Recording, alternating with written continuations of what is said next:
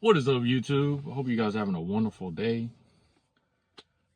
I just wanted to, stop by, talk about, what's going on in my life or how you can relate to my life, some insights as usual, a different perspective, something, that can get your thoughts and mind flowing.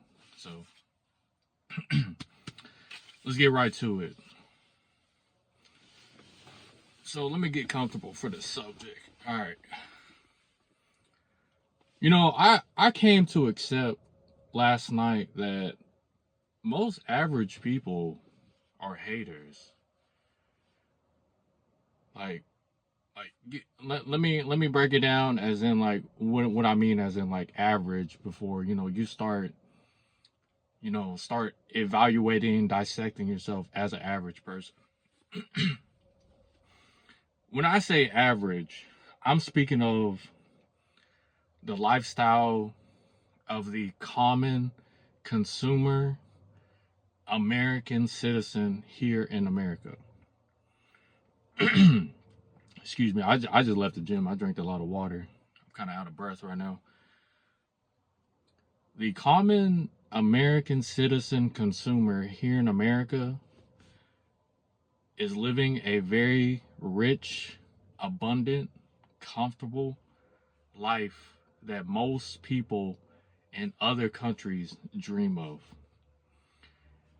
It's crazy to me that I didn't realize I was living that luxury, comfortable, good life until I started talking to immigrants who had came here through a green card and talked about how they're saving up money to send back to their families in their country they came from. And it just like it blew up, it blew a new perspective into my lifestyle and thoughts. Now, I'm not saying like, it stopped me of doing what I was comfortably doing.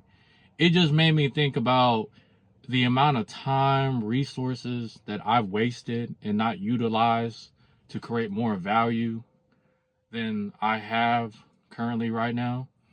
But at the same time, I realize that most people don't ever want to accept this because of the fact that it'll make them feel like a ungrateful, shameful person. So with that, when I say average, I'm basically saying that if you're able to pay your bills and have a lot of money to spend on things you want to buy that don't really bring any value except monetary value, which is like a new pair of sneakers, a new car, I don't know. Like it's whatever that makes you happy as a person that other people just don't understand and see unless they want to ask you out of curiosity. Like for example, I'll share something with me.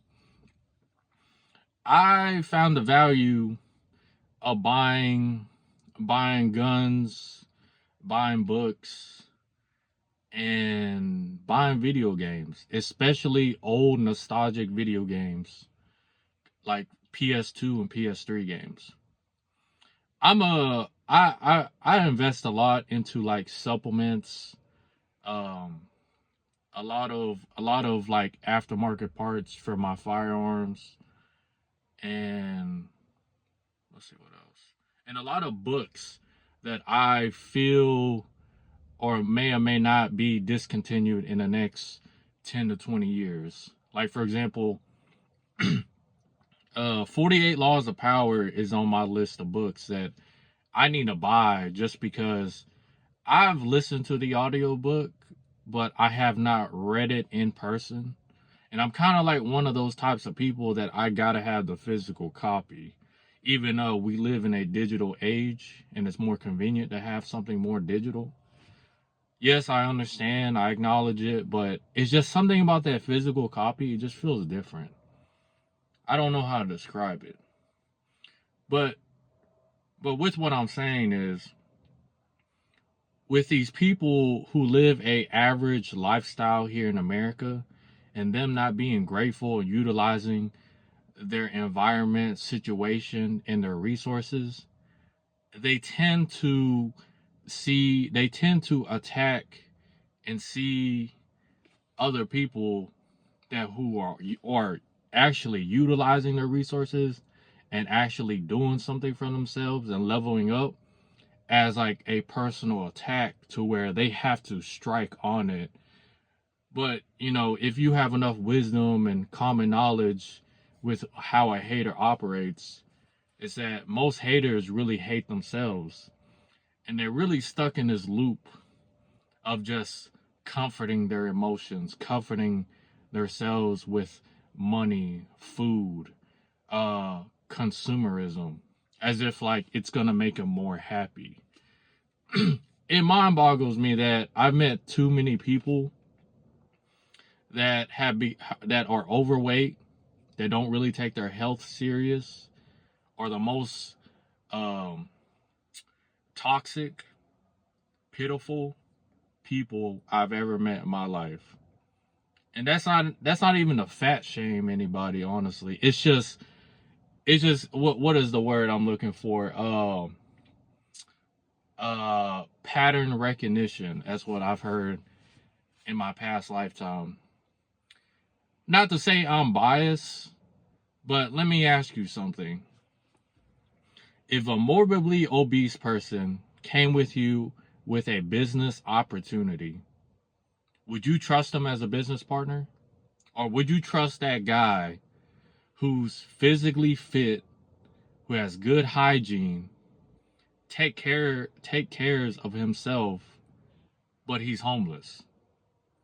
But he's homeless because he got through a divorce, or he just came through a divorce, and all he needs is like just like another chance. He doesn't have any money, but he's willing to work for you as as a business partner. And in this situation, yeah, I said I'm not trying to be biased, but I'm choosing that competent, physically fit homeless man to be my business partner over this rich, morbidly obese person.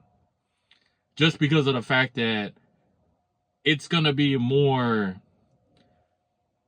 of a communication based standard between each other, and we understand what we need to do in order to get to the next level.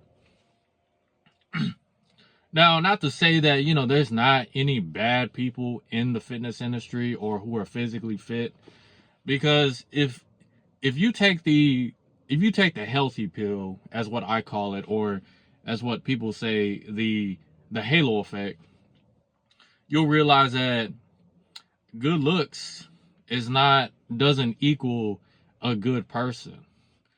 Everybody is different with their biases and their opinions towards certain things, certain subjects, and certain people. Like I just heard the other day, the way how you talk literally determines is a determination on how your future will play out. And I got to thinking, I'm like, so you can really have all the checks, all checked out, but if they don't like the way how you talk and the way how you pronounce certain words and things, then they're not gonna hire you, or they don't like you as a person. That is kind of crazy to me. But at the same time, it's even more crazy is that it's not even considered discrimination. But I mean, the person, he fits every skill set, but apparently you don't like his voice. That just don't make sense to me. I've talked to everybody from all aspects of background, and I met more respectful people being convicted felons and people with green cards who didn't really speak fluent English that seem more grateful to work in you could say rundown jobs, or jobs that nobody want to work. But when I go along with, when I meet people like me, I'm gonna just throw myself out there. People like me, Gen Z, who grew up a comfortable life, who grew up with two parents, and who grew up being coddled their whole life by their parents, getting their car paid for, getting food on the table, and having the ability to fill out an application and say that you're a U.S. citizen, just the more leverage compared to these people. They seem to be ungrateful and don't know how to handle their emotions very well compared to these people, which is kind of, it's kind of mind-boggling, but also at the same time, it's like eventually they'll understand it or realize it. And I don't know when, I don't know how. It's not my job. I'm not here to play God.